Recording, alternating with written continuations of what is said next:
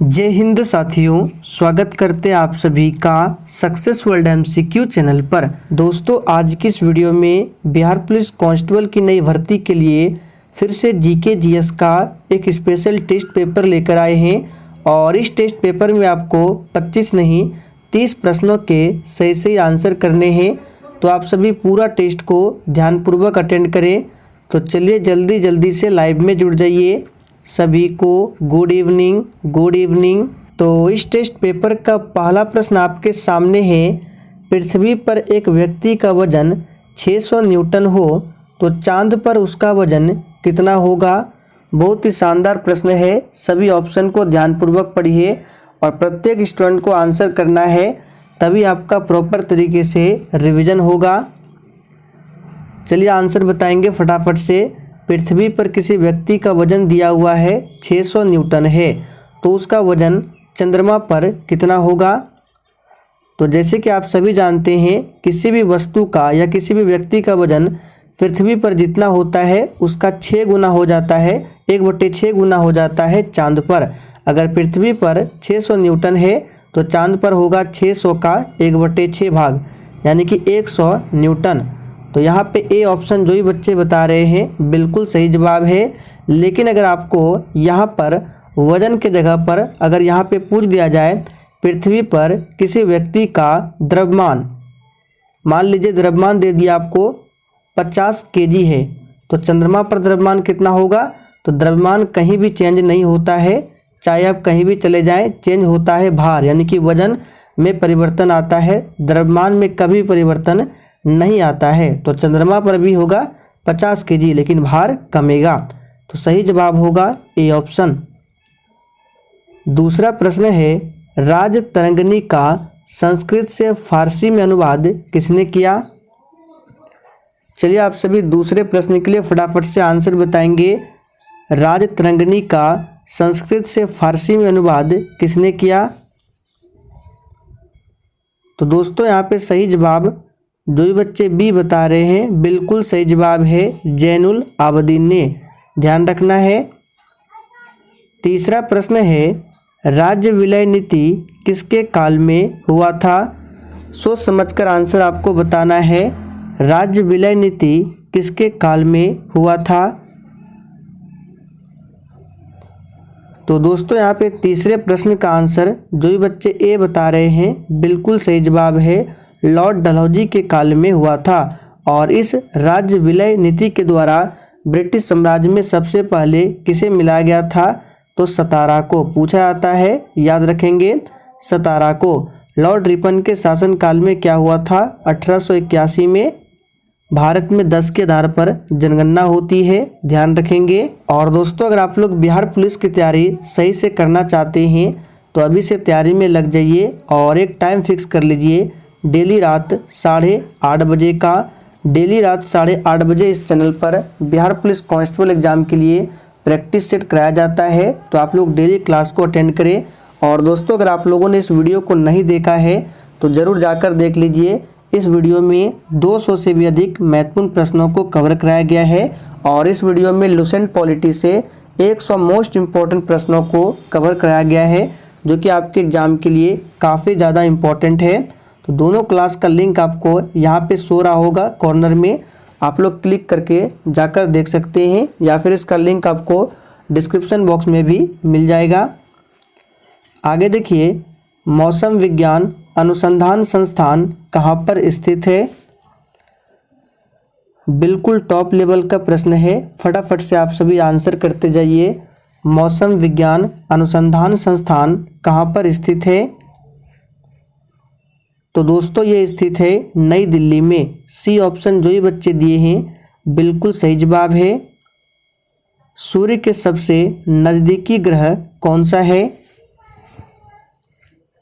चलिए आंसर कीजिए, सूर्य के सबसे नज़दीकी ग्रह कौन सा है। तो बहुत ही आसान प्रश्न है। सूर्य से सबसे नज़दीक ग्रह पूछे तो ये है बुध ग्रह, और पृथ्वी से सबसे नज़दीक पूछे तो शुक्र ग्रह है। बुध ग्रह सौर मंडल का सबसे छोटा ग्रह है और सौर मंडल का सबसे बड़ा ग्रह बृहस्पति ग्रह है। ब्लाइट रोग किससे संबंधित है। प्रत्येक स्टूडेंट को आंसर बताना है। ब्लाइट रोग किससे संबंधित है? तो दोस्तों यहाँ पे छठे प्रश्न का आंसर है धान। ब्लाइट रोग जो है ये धान से संबंधित है, ध्यान रखेंगे। धान में एक और रोग होता है खैरा रोग, इसे भी ध्यान रखेंगे। और ये खैरा रोग होता है जस्ता की कमी से। विकासवाद का सिद्धांत किसने दिया? चलिए 7वें प्रश्न के लिए आंसर बताइए। विकासवाद का सिद्धांत किसने दिया? तो दोस्तों यहाँ पे सही जवाब है चार्ल्स डार्विन, ध्यान रखेंगे। चार्ल्स डार्विन ने विकासवाद का सिद्धांत दिया। हार्वे को ध्यान रखना है, पूरा नाम है विलियम हार्वे। इन्होंने रक्त परिसंचरण तंत्र का पता लगाया था, विलियम हार्वे ने। राष्ट्रीय एकता दिवस कब मनाया जाता है? और दोस्तों आपके जितने भी प्रश्न सही होते हैं आप लोग कॉपी में लिख के रखिए, फिर सेशन के लास्ट में आपको अपना अपना स्कोर कमेंट करके बताना है। मैं सभी के स्कोर को चेक करूंगा। तो दोस्तों राष्ट्रीय एकता दिवस कब मनाया जाता है? तो 31 अक्टूबर को मनाया जाता है, ध्यान रखेंगे। कब मनाया जाता है? 31 अक्टूबर को। राष्ट्रीय युवा दिवस किससे संबंधित है? चलिए फटाफट से आंसर कीजिए। राष्ट्रीय युवा दिवस किससे संबंधित है? तो दोस्तों राष्ट्रीय युवा दिवस स्वामी विवेकानंद से संबंधित है, ध्यान रखेंगे। आगे देखिए, झारखंड राज्य का गठन किस वर्ष हुआ था? चलिए 10 के लिए फटाफट से आंसर बताएंगे। झारखंड राज्य का गठन किस वर्ष हुआ था?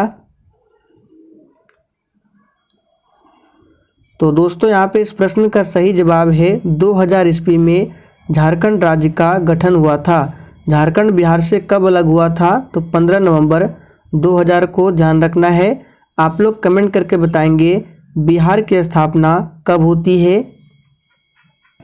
लक्षद्वीप की भाषा क्या है? चलिए आप सभी 11वें प्रश्न के लिए आंसर बताएंगे। और दोस्तों अगर आप लोगों को क्लास से रिलेटेड कुछ पूछना है तो आप लोग कमेंट करके पूछ सकते हैं। आपके कमेंट का रिप्लाई 100% दिया जाएगा। तो दोस्तों लक्षद्वीप की भाषा क्या है? याद रखेंगे मलयालम। लक्षद्वीप की राजधानी कवरत्ती है। और लक्षद्वीप कहाँ स्थित है? तो जैसे कि ये भारत का नीचे साइड का मैप है, तो यहाँ पे लक्षद्वीप यानी कि ये है अरब सागर, और इधर है बंगाल की खाड़ी। बंगाल की खाड़ी में है अंडमान निकोबार द्वीप समूह, नीचे हिंद महासागर है। सद्भावना दिवस कब मनाया जाता है? चलिए आप सभी 12वें प्रश्न के लिए आंसर बताएंगे। सद्भावना दिवस कब मनाया जाता है?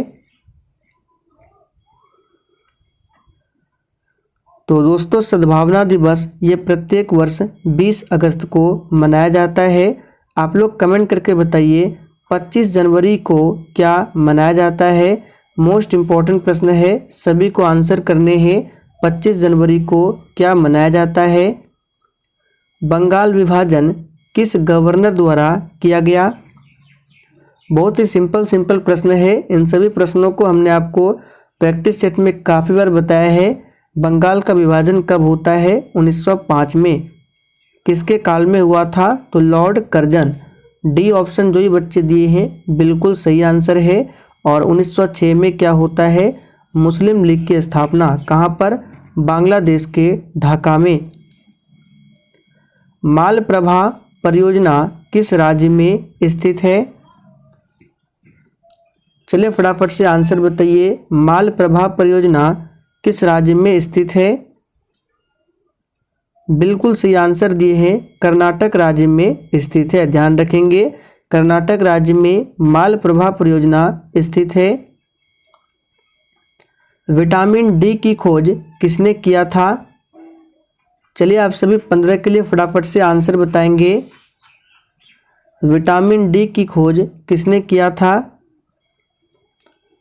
तो देखिए विटामिन डी की कमी से होती है रिकेट्स, और विटामिन डी का रासायनिक नाम है कैल्सीफेरॉल। और इसका पता किसने लगाया था? तो याद रखेंगे हॉपकिंस ने। ए ऑप्शन जो ही बच्चे दिए हैं बिल्कुल सही जवाब है। बांदीपुर राष्ट्रीय उद्यान भारत के किस राज्य में स्थित है? और जिसने अभी तक सेशन को लाइक नहीं किया है फटाफट से आप सभी सेशन को लाइक करें। अगर आपको सेशन पसंद आता है तो ही लाइक करना है। तो बांदीपुर राष्ट्रीय उद्यान भारत के किस राज्य में स्थित है? याद रखेंगे कर्नाटक राज्य में स्थित है। और ये प्रश्न बिहार पुलिस में पूछा हुआ प्रश्न है। यूनिसेफ दिवस कब मनाया जाता है? चलिए 17 के लिए फटाफट से आंसर बताएंगे।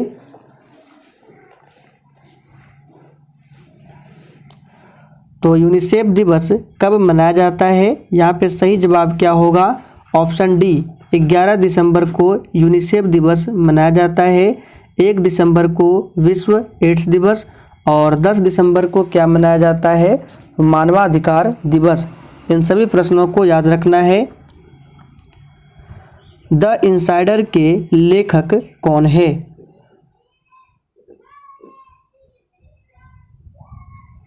चलिए आंसर बताएंगे। द इनसाइडर के लेखक कौन है? सही जवाब है PV Narasimha Rao the insider के लेखक है। और दोस्तों परसों से बिहार पुलिस कांस्टेबल की भर्ती के लिए साइंस के प्रश्नों का प्रैक्टिस सेट स्टार्ट हो जाएगा। तो जो भी स्टूडेंट चैनल पर पहली बार आए हैं आप लोग चैनल को सब्सक्राइब कर लें ताकि आपसे एक भी इम्पोर्टेंट सेशन मिस ना हो। तो यहाँ पे आंसर क्या हो जाएगा? PV Narasimha Rao. International happiness day किस तिथि को मनाया जाता है? तो देखिए दोस्तों इंटरनेशनल हैप्पीनेस डे ये मनाया जाता है 20 मार्च को, याद रखेंगे। और 8 मार्च को अंतर्राष्ट्रीय महिला दिवस। बगलिहार बांध परियोजना ये किस नदी पर स्थित है?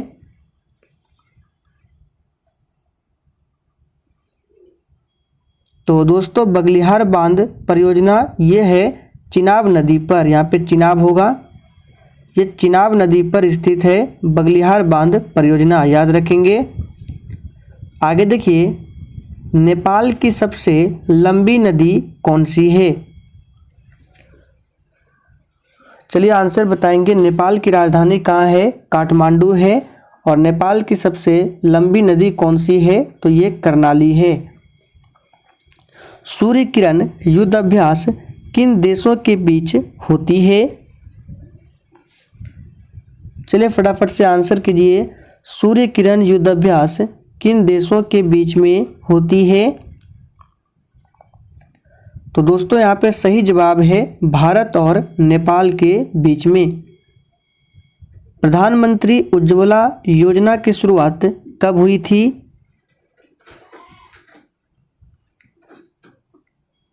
तो दोस्तों प्रधानमंत्री उज्ज्वला योजना की शुरुआत कब होती है? तो 1 मई 2016, याद रखेंगे, इम्पोर्टेंट डेट है, पूछा जाता है एग्जाम में। संघ लोक सेवा आयोग किस प्रकार की संस्था है? चलिए 24 के लिए आंसर बताएंगे। संघ लोक सेवा आयोग ये किस प्रकार की संस्था है? तो दोस्तों याद कर लीजिए ये संवैधानिक संस्था है। यहाँ पे सी ऑप्शन आपका करेक्ट आंसर है। भारत में कितने राज्यों में विधान परिषद है? बिल्कुल 1 नंबर का प्रश्न है, फटाफट से आप सभी आंसर करते जाइए। भारत में कितने राज्यों में विधान परिषद है? तो यहाँ पे जो ही बच्चे बी बता रहे हैं बिल्कुल सही जवाब है 6 राज्यों में। आगे देखिए भारत के प्रथम लोकपाल की नियुक्ति कब की गई थी?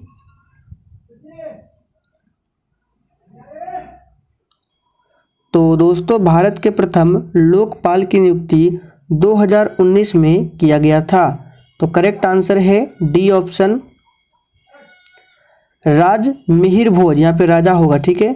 राजा मिहिर भोज किस राजवंश से था? तो दोस्तों यहाँ पे आंसर क्या होगा? राजा मिहिर भोज गुर्जर प्रतिहार वंश से थे। तो ए ऑप्शन आपका सही आंसर है। सैयद राजवंश का संस्थापक कौन था? चलिए 28 के लिए फटाफट से आंसर बताएंगे। सैयद राजवंश का संस्थापक कौन था? तो बिल्कुल सही आंसर दिए हैं खिज्र खां। खिज्र खां सैयद राजवंश के संस्थापक थे। सिपाही विद्रोह की शुरुआत कहाँ से हुई थी? बिल्कुल इसी तरह के प्रश्न आपके एग्जाम में पूछे जाते हैं, फटाफट से आंसर कीजिए। सिपाही विद्रोह की शुरुआत कहाँ से हुई थी? तो दोस्तों यहाँ पे सही जवाब है मेरठ से, याद रखेंगे। बी ऑप्शन जो ही बच्चे दिए हैं बिल्कुल सही जवाब है मेरठ से। ग्राम पंचायत के प्रतिनिधियों का कार्यकाल कितने वर्षों का होता है? चलिए 30 के लिए फटाफट से आंसर कीजिए। ग्राम पंचायत के प्रतिनिधियों का कार्यकाल कितने वर्षों का होता है? तो दोस्तों ये 5 वर्षों का होता है, याद रखेंगे। म्यांमार कब स्वतंत्र संप्रभु गणराज्य बना? चलिए फटाफट से आंसर बताएंगे। म्यांमार का पुराना नाम क्या है? वर्मा। तो यहाँ पे आंसर क्या हो जाएगा? म्यांमार कब स्वतंत्र संप्रभु गणराज्य बना? सही जवाब है 1948। अफीम युद्ध किन दो देशों के बीच लड़ा गया था?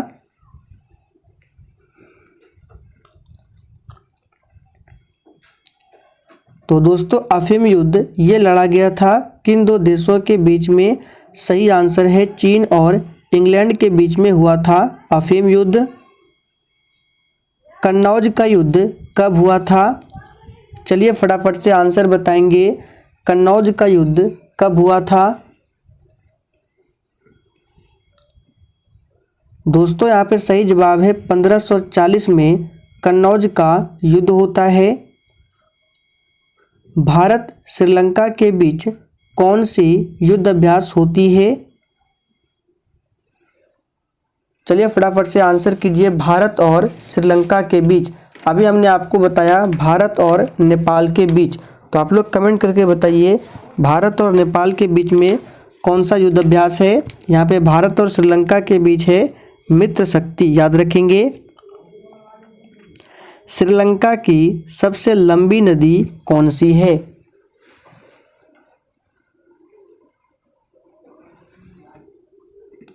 तो दोस्तों श्रीलंका की सबसे लंबी नदी है महावेली गंगा।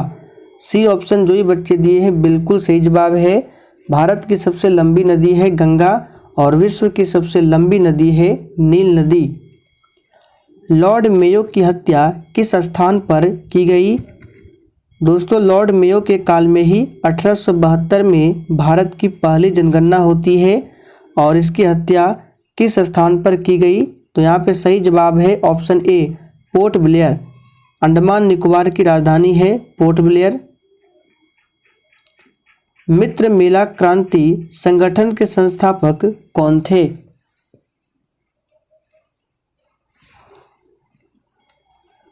यहाँ पे सही आंसर क्या हो जाएगा? वीर सावरकर। पशुपतिनाथ का मंदिर कहाँ पर स्थित है?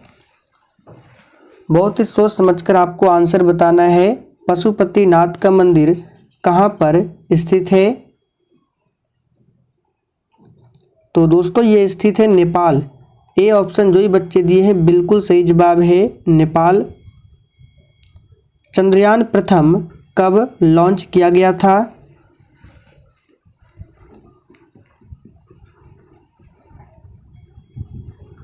तो दोस्तों चंद्रयान प्रथम ये कब लॉन्च किया गया था? तो 22 अक्टूबर 2008 को। आखिरी प्रश्न है 1965 में भारत पाकिस्तान युद्ध के समय भारत के प्रधानमंत्री कौन थे? चलिए फटाफट से आंसर बताएंगे। आखिरी प्रश्न है और जिसने अभी तक सेशन को लाइक नहीं किया है फटाफट से लाइक करें। यहाँ पे सही जवाब है लाल बहादुर शास्त्री। तो दोस्तों आज के लिए इतना ही। सेशन पसंद आया हो तो सभी लोग सेशन को शेयर कीजिए।